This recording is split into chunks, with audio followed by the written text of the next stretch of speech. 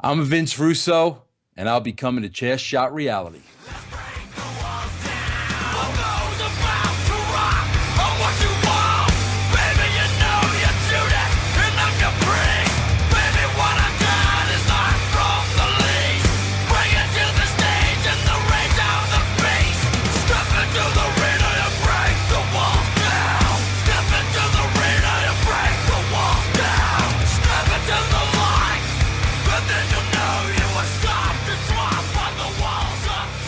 Vince Russo himself is coming to Chair Shot Reality. November 7th, 2014. Mark it on your calendars. Put it in your iPhones. Put it in your Androids.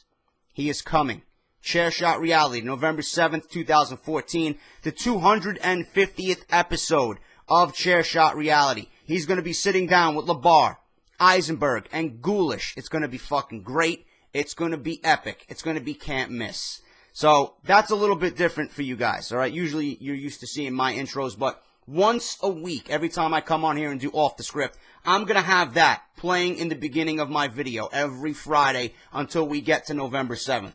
Just to remind you guys of what is to come. If you guys don't know who they are, shame on you. The best talk show on the internet when it comes to professional wrestling, spreading the reality about the wrestling business. And they're also big influences and inspirations to yours truly here. Chair Shot Reality at WrestleZone.com. Go and check those guys out. They also have a YouTube page with exclusive content you will not see on WrestleZone.com. Go over there, tell them that JD from NY sent you, and show those guys some love. They surely deserve it. All right, so I'm going to remind you guys that Vince Russo will be on Chair Shot November 7th, 2014 for the 250th episode. Going to be fucking great.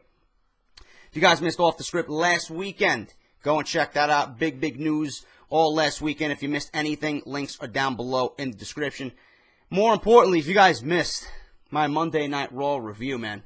Monday Night Raw has been on everyone's lips, everyone's mind for the last 2 or 3 months, man. It's been horrific. It's been dreadful. The shows have been awful. I'm not afraid to express my opinion about how bad the product is, okay? I let WWE have it this time. Everything that was wrong with Monday Night Raw, you guys heard it on this fucking video. It's titled, Vince, Triple H, Open Your Fucking Eyes. For 20 minutes, I give you the answers to where the WWE needs to go. The questions that have been on everyone's mind, I give you some solutions to what they should be doing. Probably one of the best wrestling videos I have ever sat down and recorded. 20 minutes ranting, but logical and real and upfront with you wrestling fans. I'm not complaining. I want the product to be better. I just want WWE to do the right thing. I want my voice to be heard. I want our voices to be heard when it comes to WWE. So if you guys missed that, link is down below. Go and check it out. One of the highest rated WWE videos on my channel ever. So if you missed all the action, link is down below in the description. All right? And if you guys want additional wrestling content, last but not least, Joe Cronin, Mr. Joe Cronin. Links to his YouTube and his Twitter will be down in the description below. If you guys want more wrestling content besides JD here, go and check out Joe. He knows what he's talking about. Coming close to 11,000 subscribers. Go and check him out. Links down below for Twitter and YouTube. As always, I'm actually close to 20. You know, one of you guys made mention of it. It's like I'm trying to make that hot tag, and I'm just there. I'm so close, and I keep being pulled back. You know, I'm so close to making that hot tag. I'm at like 19,900 or so. You know, it's fucking crazy. 100 away from 20,000 subscribers. So thank you guys very much. Thank you guys for joining me today. I got big news. Big news on a double main event, potentially, for Hell in a Cell 2014. What could this double main event be? Well, as of this week, the plan is for either John Cena or Dean Ambrose to face Seth Rollins inside the Hell in a Cell at the pay-per-view itself in October, okay? The plan is for Cena and Ambrose to face each other on an upcoming Monday Night Raw, either the week before or 2 weeks before the pay-per-view. The winner would then face Rollins inside the cell itself. The loser may end up facing Randy Orton at the pay-per-view, or may be the keeper of the key outside of the cell match. Now, Cena vs. Ambrose on an upcoming edition of Monday Night Raw. Winner facing Seth Rollins in the Hell in a Cell. I like the idea. I like this tournament format. Winner gets Seth Rollins. Loser, I don't know. Loser may get Randy Orton at the end of the night. I don't know. But what WWE could do, if they wanted to go this route, is have John Cena, Dean Ambrose go one-on-one at the pay-per-view. Okay? Just like how Triple H and Daniel Bryan went one-on-one in the opening match at WrestleMania. Daniel Bryan eventually, obviously, went on to capture the WWE Championship and fight Batista and Randy Orton in the main event by beating Triple H. Same logic here. John Cena versus Dean Ambrose. I would rather see that on pay-per-view. Okay? Ambrose is coming into his own as a full-fledged face, one of the biggest faces in the company. All right? Right now, logically, with Daniel Bryan out, he's number 2. With Roman Reigns out, he's number 2 behind John Cena. I would want to see these two go at it for the first time on pay-per-view. This is a money match. All right? This is a money match that should not be on Monday Night Raw. Have people pay to see this match. It's an important match. Cena and Ambrose both want Rollins. You know, they want to get at his throat. They want redemption. They want revenge. Fine. Have people pay for it. It's good business logic, okay? The winner would then go on to fight Seth Rollins later on in the main event at Hell in a Cell, all right? Now, if you have Dean Ambrose and John Cena at the pay-per-view, another addition you could possibly make to this is making it a little bit more interesting, all right? Instead of being a one-on-one contest with just redemption on the line and potential revenge on either Ambrose or Cena's part, why don't you have either one of these two guys lobby for Seth Rollins to put the briefcase on the line? It would be a little bit more dramatic. It would make the entire pay-per-view a little bit more interesting, and you have a running theme through the pay-per-view. I'm not a big fan of these themed pay-per-views, these gimmick pay-per-views, all right? Hell in a Cell is a match. It's a stipulation. It's a certain match in WWE that blows off feuds. If you're going to have either Dean Ambrose and Seth Rollins inside of Hell in a Cell, realistically, this should be their final encounter, all right? If you're doing John Cena versus Seth Rollins, logically, this is where this ends. Hell in a Cell is where feuds end, all right? And then, obviously, the following night, new ones begin. These themed pay-per-views, man, I'm never for them. I was never for them with the announcement, with the first announcement of this. I was never, for this. I think WWE would be better off, using a traditional pay-per-view in replace of this. If I was, this is fantasy booking. This is just me thinking out loud with this. The pay-per-view structure in WWE really needs to change. During the summer, you got to have that one thing in between Summerslam and WrestleMania that really captivates people. King of the Ring should be brought back, okay? Obviously, Money in the Bank kind of replaced King of the Ring. King of the Ring, 8-man tournament in one night, truly epic. The one guy who wins the tournament is crowned the number one contender for the WWE Championship. At that point, he challenges for the championship at SummerSlam, all right? I love that. I thought that was perfect. Money in the Bank kind of replaced that, and it kind of goes all year long with the briefcase and the contract. WWE, for the Halloween time, for October time, should bring back Halloween Havoc. Okay, I really think Halloween Havoc would be great under WWE, inside the WWE pay-per-view calendar, inside the WWE universe. Dress it up as Halloween Havoc. Halloween Havoc, I remember having some of the best sets in WCW. When I used to play the old video games, I always chose the background to be Halloween Havoc with the pumpkins and the fucking caskets and just the whole Halloween theme, man, the scarecrows. It was great. WWE wanted to do something like that for an inaugural Halloween Havoc. That would be fantastic. I really think WWE should really restructure the pay-per-view calendar. Make it a little bit more interesting, man. These gimmick pay-per-views have got to go. Hell in a Cell, Elimination Chamber, TLC, Money in the Bank. That's 4 out of 12 pay-per-views that are gimmick, man. I mean, Money in the Bank usually delivers, and it's always great to see guys risking it all inside Money in the Bank or at Money in the Bank, climbing a ladder to get a briefcase. That's great. I don't mind that. But I really even think that's better served to be at WrestleMania. The Andre the Giant Memorial Battle Royal did absolutely nothing for this viewer. Nothing. So I think the WWE really needs to sit down and rethink their pay-per-view schedule and kind of get people interested in their special events again. That's just me thinking out loud. I would do a lot with their pay-per-view calendar. You know, they want their branding on pay-per-view, on the network, on this, on that, on their programming. Fine. If it's not a WWE idea, what difference does it make? It's not a big deal. You know, use a War Games. Use a Halloween Havoc.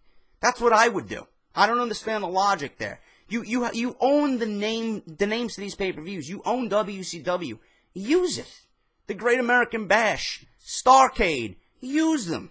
I don't understand why this kind of material and these pay-per-view names are not being utilized, man. Bring them back.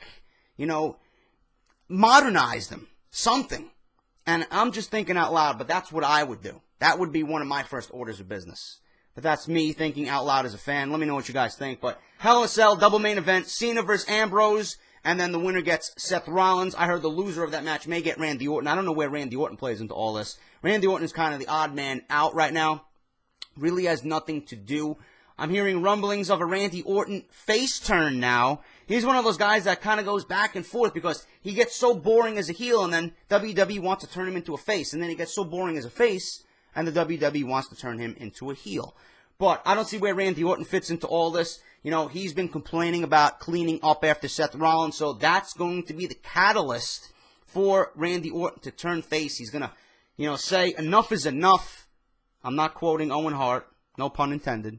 But Randy Orton's going to be fed up with Seth Rollins cleaning up after him and cleaning up after Kane, that he's just going to say fuck it, and he's going to be anti-authority. He's going to go against the authority, and he's going to turn face. Leading into something big at WrestleMania. I don't know. We may see Seth Rollins versus Randy Orton at WrestleMania. That would be a great fucking match. But we'll see what happens. Randy Orton, the odd man out here. But more importantly, Dean Ambrose and John Cena, Seth Rollins, kind of going to intertwine all together, all three of them at Hell in a Cell for a big double main event. That is the rumor going around now.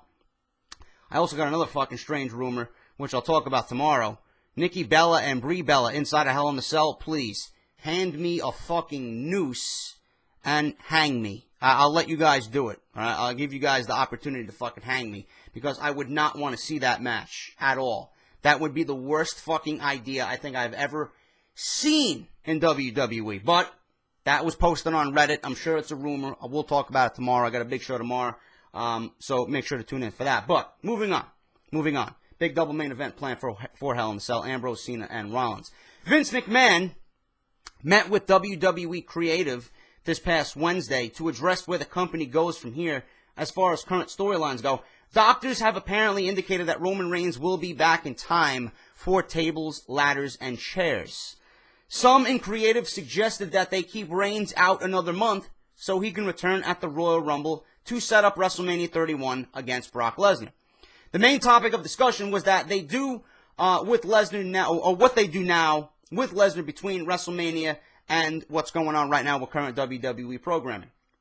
Vince has been going back and forth on whether or not to do John Cena versus Lesnar at Hell in a Cell, or to keep them apart and end the feud at TLC.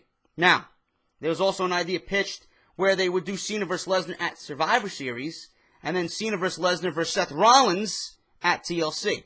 No word yet on how that idea went over. It said that nothing solid was decided on at this meeting. A source wondered if Monday Night Raw in the next few weeks would be another train wreck packed with late changes.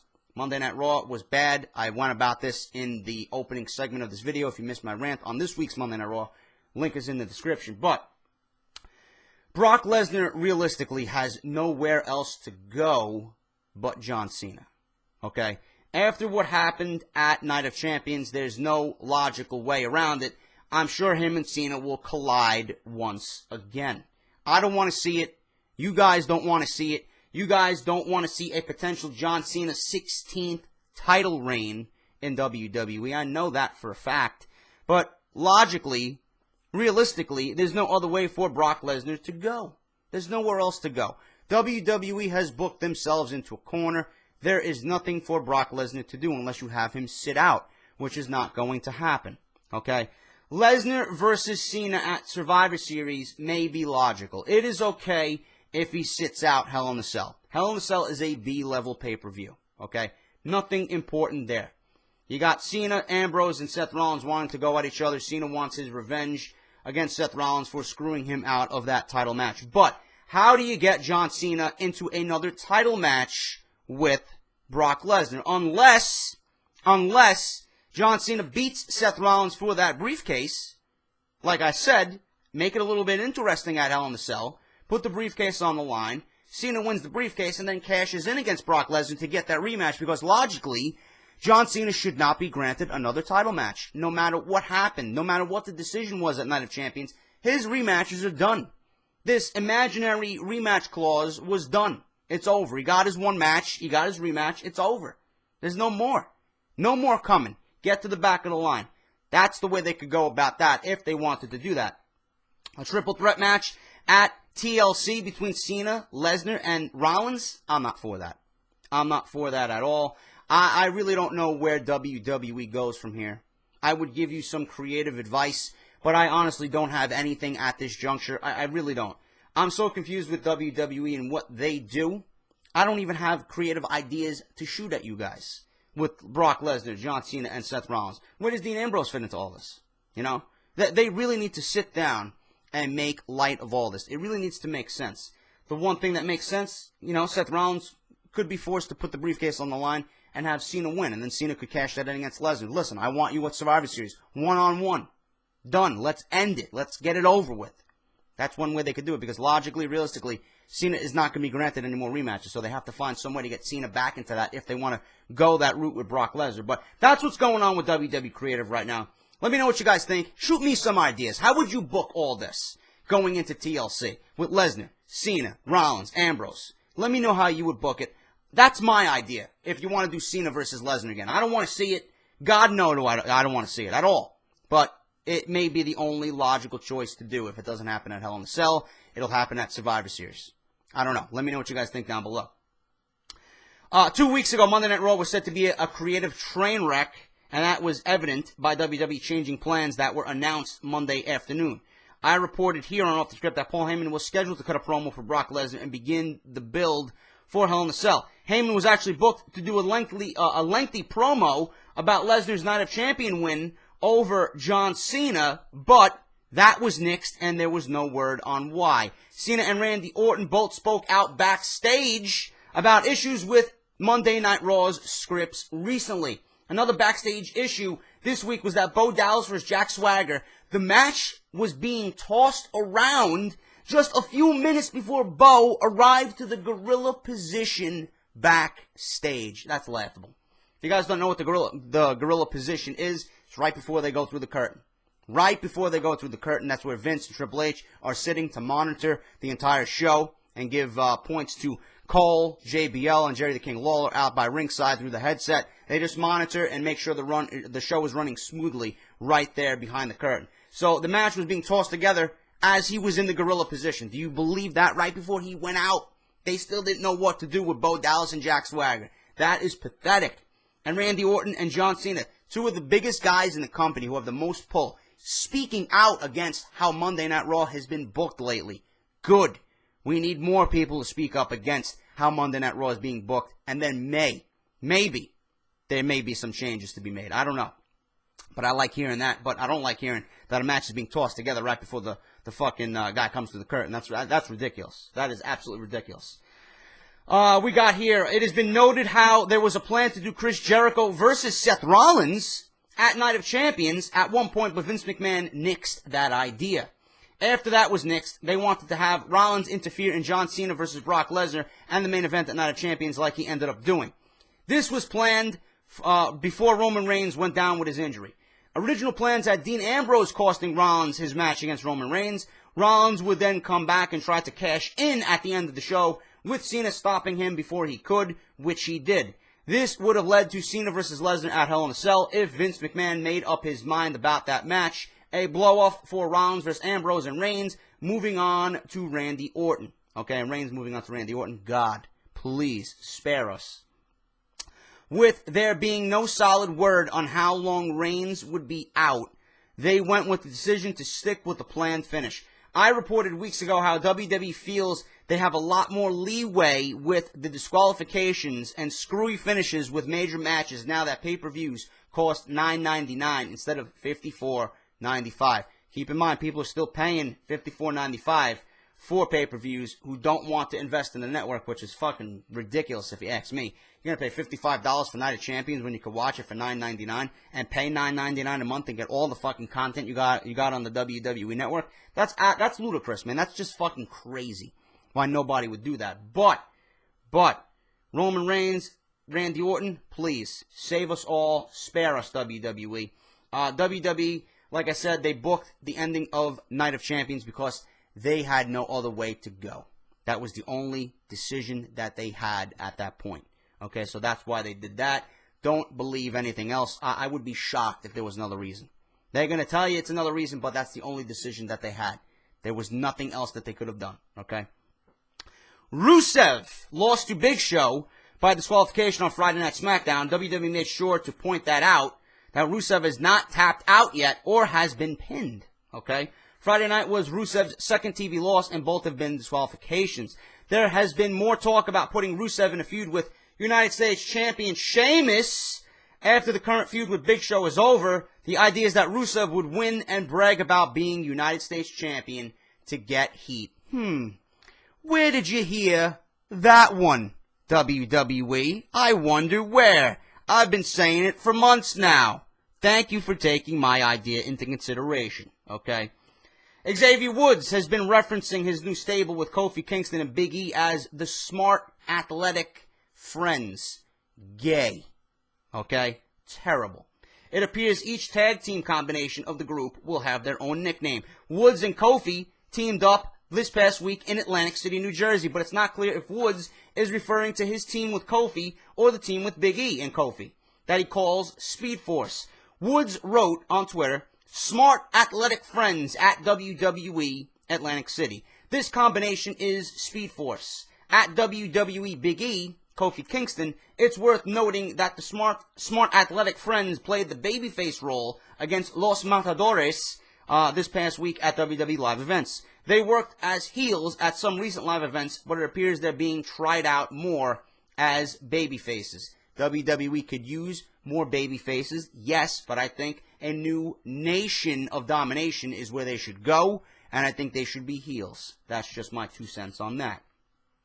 According to the Wrestling Observer newsletter, there's been a lot of talk amongst fans about how there has been little said about the UK launch of the WWE Network. WWE referenced this on Monday Night Raw. November 1st will be the day that you guys get the WWE Network. It was supposed to be October 1st, but they pushed that back to November 1st. It is the WWE's second biggest market worldwide. So November 1st, you guys are getting the WWE Network. And finally, guys, to end this week's Part 1 of Off the Script, Stephanie McMahon appeared on WGN Morning News this week to promote Monday Night Raw at the Allstate Arena in Chicago, Illinois, and discuss WWE's Susan G. Komen partnering together for their third annual breast cancer awareness campaign. During the interview, Stephanie was asked whether Chicago native and former superstar CM Punk would ever return to the WWE, and she simply responded, "Never say never." And that is Part 1, guys. I got huge, you hear me? Huge news. You guys are wondering what's going on with Bray Wyatt. You guys are wondering what's going on with Luke Harper and Eric Rowan. Why isn't Bray Wyatt on TV? Well, the title for tomorrow's video, The Ascension, possibly joining Bray Wyatt, creating the new Wyatt family. Full details, you're not going to want to miss tomorrow's episode. Chair shot in the description below. My Monday Night Raw rant, one of the best wrestling videos I ever did, linked down below in the description.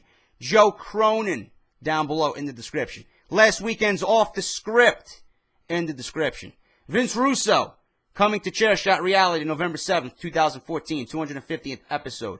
You guys will be reminded once a week. Make sure you mark that on your calendars. Ascension, Bray Wyatt, new Wyatt family. What's going on? I got full details Join me tomorrow, part 2 for Off The Script, guys. This is JD, your #1 source for all WWE news and rumors right here on YouTube.com. And I will see you guys tomorrow morning. Until then, take care, and I'll talk to you all very soon.